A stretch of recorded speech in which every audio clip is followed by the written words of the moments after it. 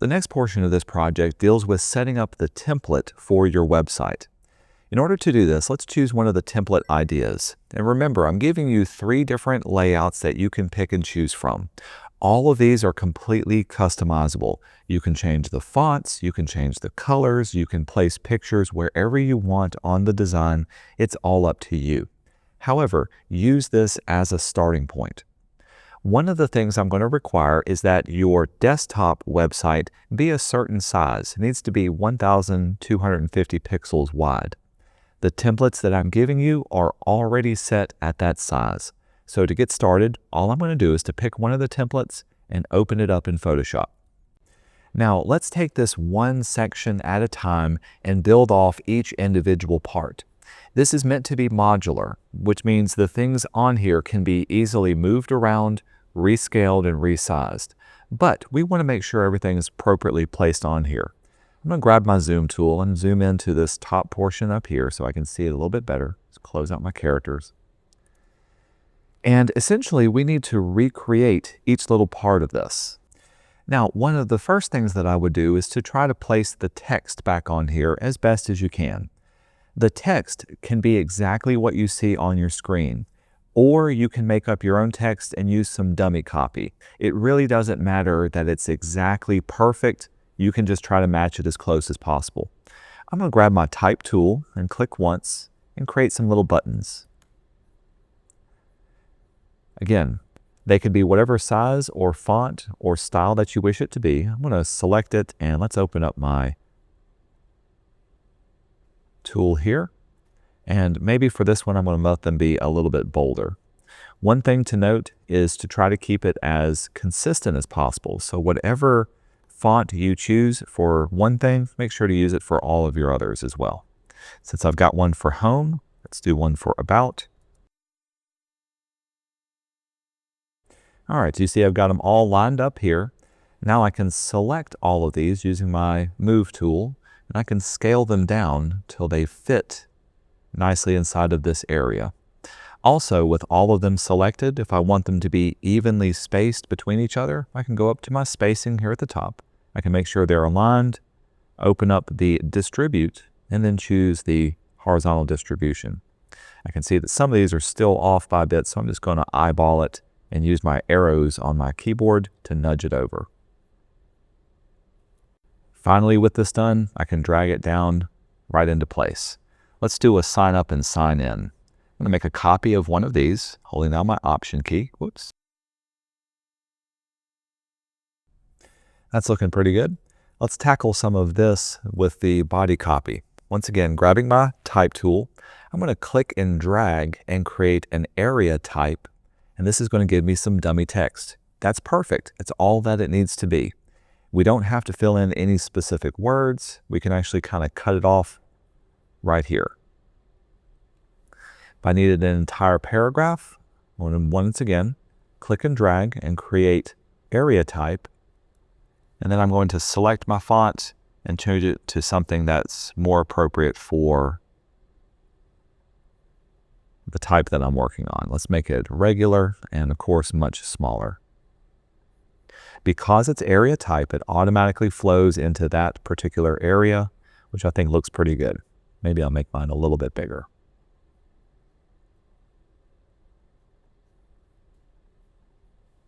Finally, let's do something for more info. Now, as far as these little circles here go, this could be anything. I could keep it a circle. I could make it a different shape. I could even put a picture inside of it. For now, maybe I'll do it as a different shape. I'm going to choose my rectangle, set my fill color to, we're going to match it for now.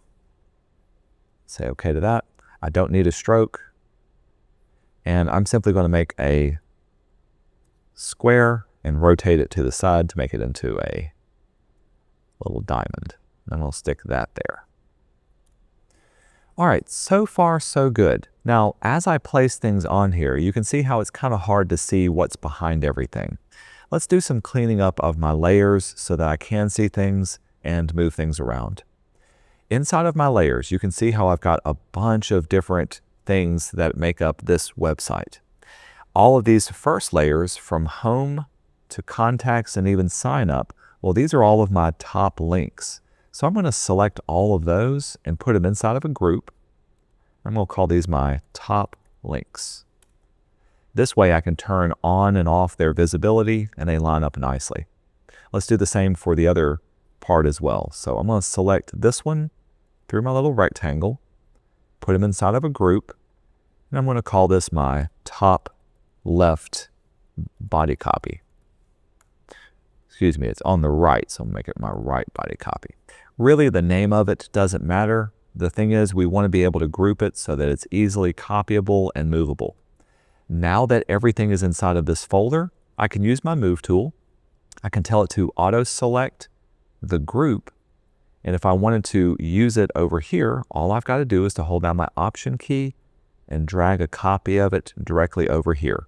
By the way, I'm also holding down my Shift key to keep everything nice and straight as I move it across. I can go up here. This will be my top left body copy. Haha.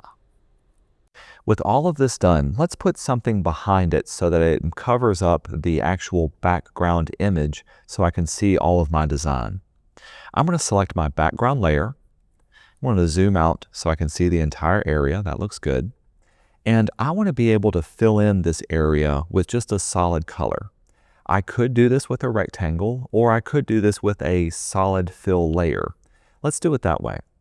In order to get my selection to be perfect on this edge, I'm going to drag down a guide and place it right here. That way everything's lined up nicely. Next, I can use my selection tool, my rectangle marquee, and click and drag through that area. Because I used that guide, it automatically snapped to it and made it easy to select that entire upper area. Finally, returning back to my layers, and one more time, make sure the background layer is selected. We're going to add on a layer of a solid color. I can now choose whatever color I want it to be. And for now, I'm just going to keep it kind of a mid-tone of red. And we'll say OK to that. Because this fill color layer is below all of these, I can turn on and off visibility, and it covers up my background layer that I can see with. So this makes it really, really nice. The last thing I need to add to this top portion is going to be my logo. Let's go up to File, down to Place. I'm doing a Place Embedded, and let's do this for our website mockup. There's our logo, and it's as a PDF. So if I say Place, it's going to ask me which version of my logo do I want to put up here.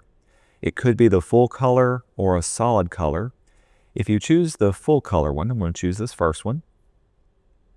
It's going to place it in the middle of your document, so you may actually have to scroll down in order to see it. I want to take it, let's drag it up here at the top. And then finally scale it down and place it roughly where it needs to be, maybe a little bit smaller.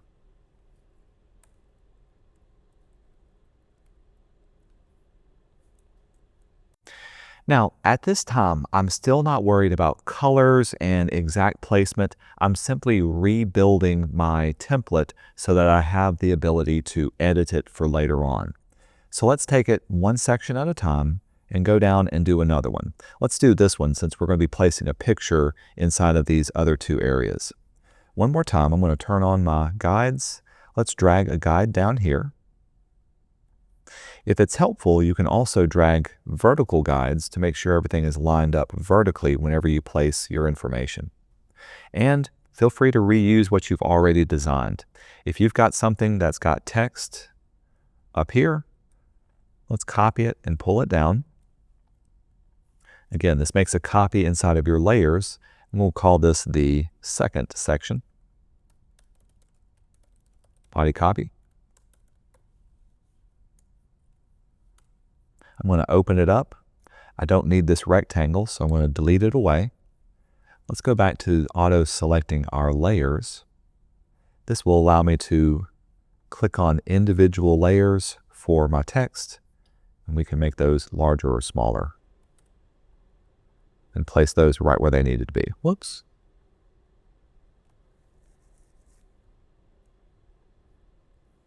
Finally, let's move our more info and get rid of that.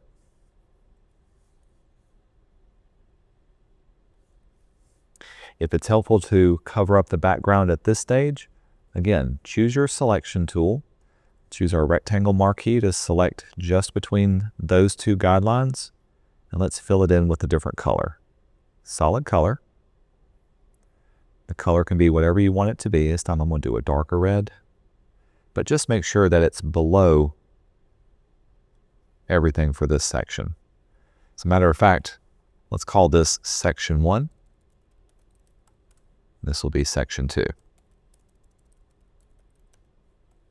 This way I know which section I'm turning on and off when I turn those on. We'll turn off visibility and keep designing. Hey, maybe some changes that I can put in here, rather than those being just simple little dots, I'll put in as a picture. If I wanted to bring in a picture, remember we can use our frame tool. The frame tool can be either a rectangle or a circle. I'm going to make mine circular. So with placing it in, I'm going to click and drag and make a circular frame. And maybe for this, I'm going to put in one of those extra pictures. I'm going to choose to place this from our local disk. Inside the extra photos, I remember I have some pictures of different people, so maybe these would be like testimonials that can be placed in here. With that done, I can double click on it and move my photo down and into place with this guy. One more time, do make sure this is in the correct folder that we're working on. We'll give him a name. So I want to make a copy of the text that I have. Uh-oh.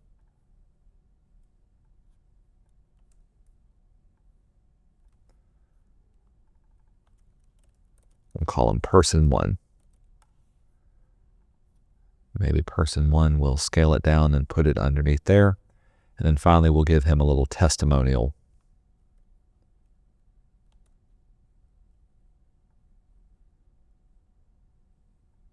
For his type.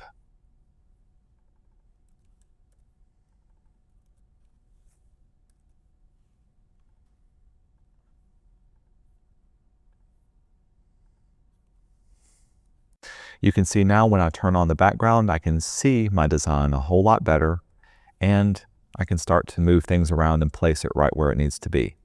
Having these guidelines makes things easy to line up, because all I have to do is to nudge them until they're touching that edge, and I've got him ready to go.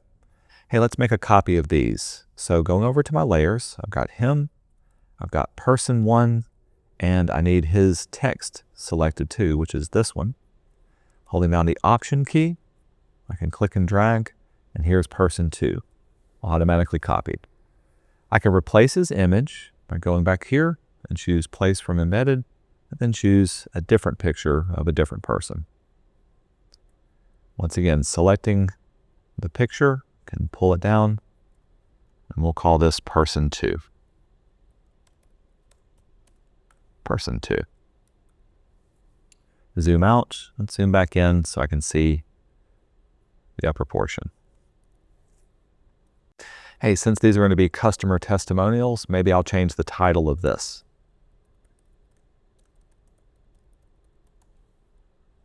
That adds a little bit more appeal to it.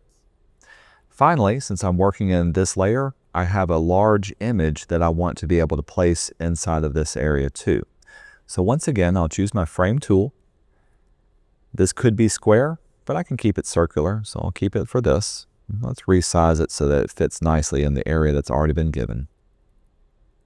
Again, doesn't have to be 100% perfect, but that's getting close enough. Finally, let's place a picture. And this will be one of my edited pictures that I did earlier. So going back to my camera raw photos, find a picture that I like. Think that one will look good. And then appropriately place it within that area. Finally, let's clean up our layers. We'll put this inside of my second body copy section, second section. Let's turn on my background to see what it looks like. For the rest of this design, I'm simply going to repeat this process. Take it one section at a time, draw on a guideline to help you line up where everything is at, create individual frames to drop in whatever pictures that you need, And use your type tool to recreate any text. This doesn't have to be anything specific. You can even copy whatever you already have. If you've got individual little decorative elements like these inputs or little buttons, all those can be your simple little rectangles that you're drawing off. Once you're finished, the entire design can be recreated using just the tools that we already have. As you do this, I highly recommend grouping together each individual section just to make things a little bit easier as you start to work through your design. Later on, these groupings are going to come in handy when we start to resize all of the different things for our mobile design.